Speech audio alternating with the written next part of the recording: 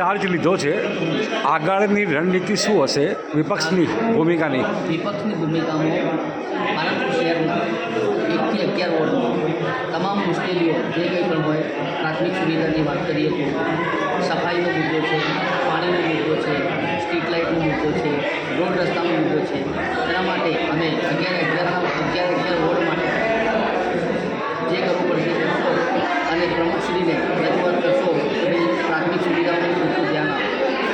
કોટ અંદરના વિસ્તારોમાં કઈ રીતનું કામ હશે અને કેવી તૈયારી હશે આપની? કોટ અંદરના વિસ્તારોમાં હાલની વાત કરીએ તો હાલ અમારું આયોજન એ છે કે તમામ જે ખુલ્લી ગટરો હતી એને હાલ બંધ કરાવી રહ્યા છે. ખુલ્લી ગટરો બંધ કરી ચાર્જ લીધો છે, શું છે આગળની રણનીતિ? સૌપ્રથમ તો કોંગ્રેસ પક્ષના ખૂબ આભારી છું હું, અને વોર્ડ નંબર 11ના અંદર 2 ટર્મ જીતી છું, અને તે કાર્ય મેં આપ્યું છે તે નિષ્ઠા પ્રમાણે હું કરીશ કામ, અને વોર્ડ નંબર 11ના 1 થી 11ના કામ સફાઈ, રોડ, લાઇટો, આ દરેક કામમાં હું સફળતા એવું હું આભારી છું. વિપક્ષના નેતા તરીકેની ભૂમિકા શું હશે? નિષ્ઠા